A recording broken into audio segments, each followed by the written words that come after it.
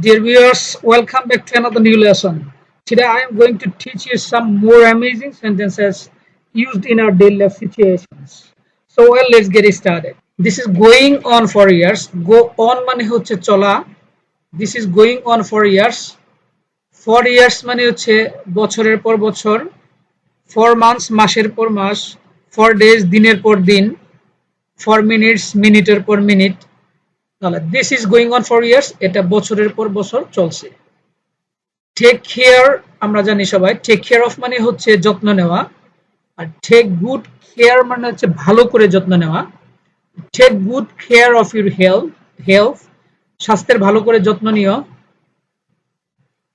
Make use of মানে হচ্ছে কাজে লাগানো, good make good use of মানে হচ্ছে ভালো করে কাজে লাগানো। তাহলে সেন্টেন্সটা দাঁড়াচ্ছে make good use of your time, ভালোভাবে সময়টা কাজে লাগাও। I can't recall his name. Recall মানে হচ্ছে মনে করা। I can't recall his name, আমি তার কথা মনে করতে পারছি না। যে সে কখন এসেছিল সেটা মনে করতে পারছি না, সে কখন বলেছিল সেটা মনে করতে পারছি না, অর্থাৎ রিকল করতে পারছি না। ওকে, ইট উইল বি সো, ঠিক আছে তাই হবে। নাথিং অফ দ্যাট কাইন্ড, ওরকম কিছু না। ইয়েস দ্যাট সর্ট অফ, হ্যাঁ ওইরকম কিছু একটা হবে। দ্যাটস আ থিং, সেটাই। ইটস নট সো অ্যাকচুয়ালি, আসলে তা নয়। তাহলে এই সেন্টেন্সগুলো আমাদের খুব ইম্পর্টেন্ট, আমাদের ডেইলি লাইফে দরকার হবে।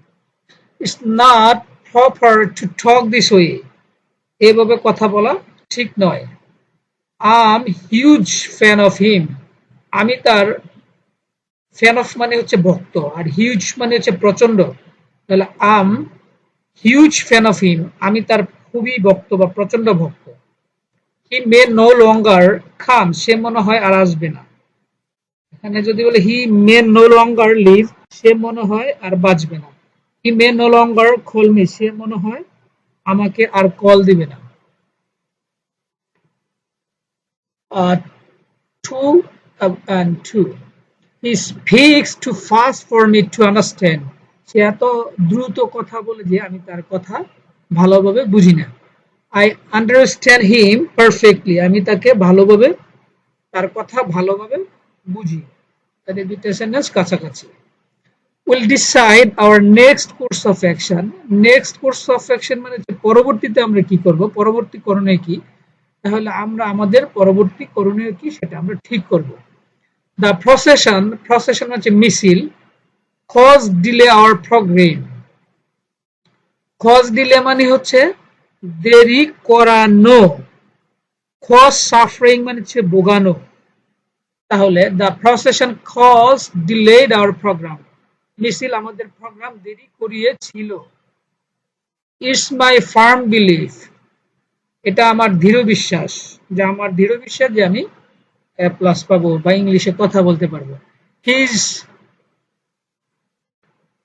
He's undergoing treatment. Undergo treatment মানে হচ্ছে চিকিৎসাধীন, এটা প্রেজেন্ট কন্টিনিউয়াস টেন্স, তাহলে অর্থ হবে সে চিকিৎসাধীন অবস্থায় আছে। Please don't pay attention, pay heed to rumors, গুজবে কান দিবেন না। They never paid heed to his parents, তারা কখনোই তাদের বাবা মার দিকে খেয়াল রাখেনি। আমরা এইভাবে বলতে পারি they never paid, এখানে paid হবে, এটা ভুল হচ্ছে।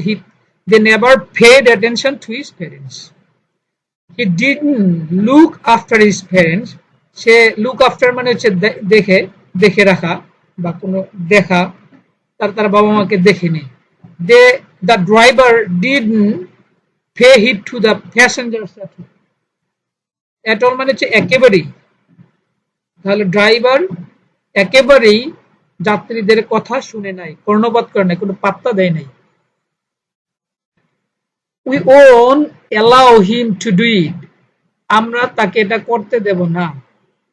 We won't let him do it, একই অর্থ, আমরা তাকে এটা করতে দেব না। Let মানে দেওয়া এমন বোঝায় অর্থ, let do মানে করতে দেওয়া। We waste our time in gossip, আমরা অযথা মানে আমরা গল্প করে সময় নষ্ট করি। His fan his time gossiping, সে গল্প করিয়া সময় কাটায়। what post do you hold, তুমি কোন পদে আছো? what post do you hold? he got the right lesson, সে উচিত শিক্ষা পেয়েছে। he got the proper lesson, সে সঠিক শিক্ষা পেয়েছে। এটা হলো একজনের উপর একটা অসন্তুষ্টি প্রকাশ করা রাইট লেসন, উচিত শিক্ষা। আর এটা হচ্ছে একদম সঠিক শিক্ষা, সুন্দর শিক্ষা, ভালো শিক্ষা। তাহলে দুইটার মধ্যে কাছাকাছি এটা। The class won't run today, আজ ক্লাস চলবে না। রান মানে চলা বা হওয়া, এরকম। The vehicles won't run today or won't fly today, vehicle মানে যানবাহন। this note won't run, এই নোট চলবে না। that moment I went off my head, went off my head, ওই মুহূর্তে আমার মাথা ঠিক ছিল না। I am too busy to come to class, আমি এতই ব্যস্ত যে ক্লাসে আসতে পারবো না। এই সেন্টেন্সটা কিন্তু এখানে কোনো নট নেই, নেগেটিভ, কিন্তু আসলে পজিটিভ সেন্টেন্স, বাট এটা কিন্তু অর্থ হচ্ছে negative. I earlier said him, আমি তাকে আগেই বলেছিলাম। so well, that's it, see you again with another new lesson, till then take care and keep me in your prayers, goodbye.